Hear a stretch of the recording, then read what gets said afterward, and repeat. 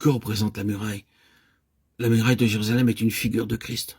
Tout d'abord, à la vue du ciel, à la lumière du ciel, aux yeux du ciel. Comment est Christ du point de vue du ciel? C'est toujours là le point de départ de toute évaluation ou de tout jugement. La muraille est également une figure de Christ tel qu'il est présenté au monde, et puis au royaume de Satan, aux forces hostiles. C'est Christ dans ces trois aspects extérieurs, à l'égard du ciel, à l'égard du monde, à l'égard des forces du mal.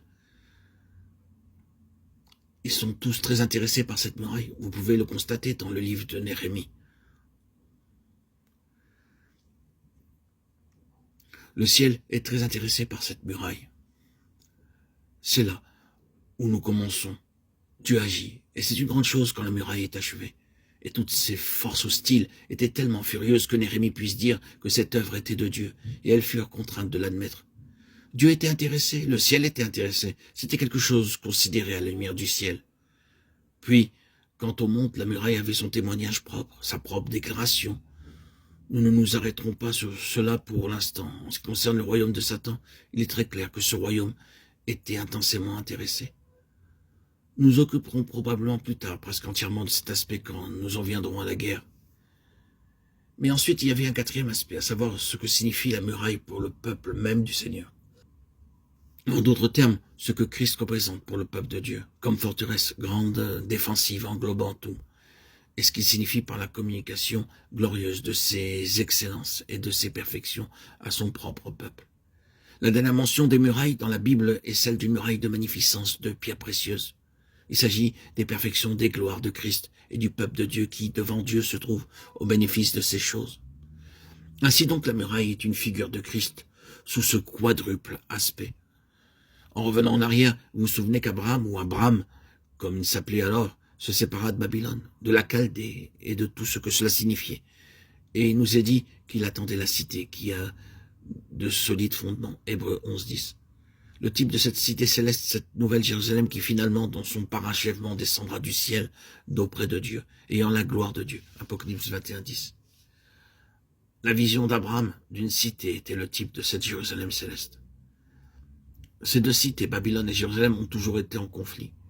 Quand le peuple du Seigneur a décliné de ses conceptions et intentions glorieuses concernant Jérusalem, la seule alternative pour eux fut Babylone, la chose fausse de laquelle Dieu les avait appelés à sortir, dans la personne même de leur père, Abraham. Ils retournèrent dans ce dont ils avaient été séparés en Abraham.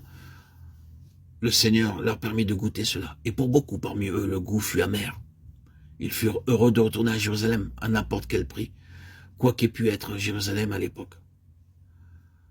Or, quand le Seigneur Jésus vint, il fit deux choses. Il répudia le monde comme étant représenté par Babylone, le faux royaume, et il répudia la Jérusalem terrestre parce qu'elle n'exprimait plus la pensée divine. Et il rassembla en lui-même toutes ces pensées divines quant à ce que la cité était destinée à représenter. Personnellement, il ne prit pas seulement la place du temple, mais aussi celle de Jérusalem de façon spirituelle.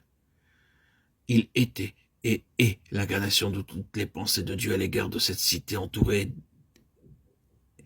et déclinée, délinée par la muraille. De sorte que si nous faisons des recherches sur ce que signifie cette muraille et cette cité, nous n'étudierons pas simplement un thème ou quelques objets, nous serons appelés à contempler le Seigneur Jésus lui-même.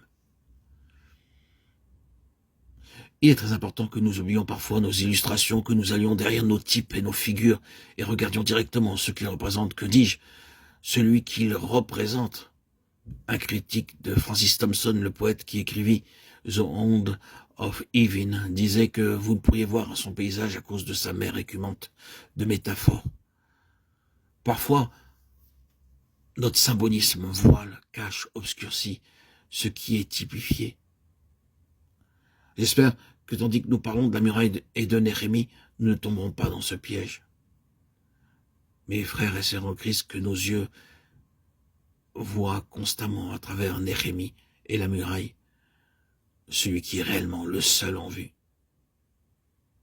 Christ.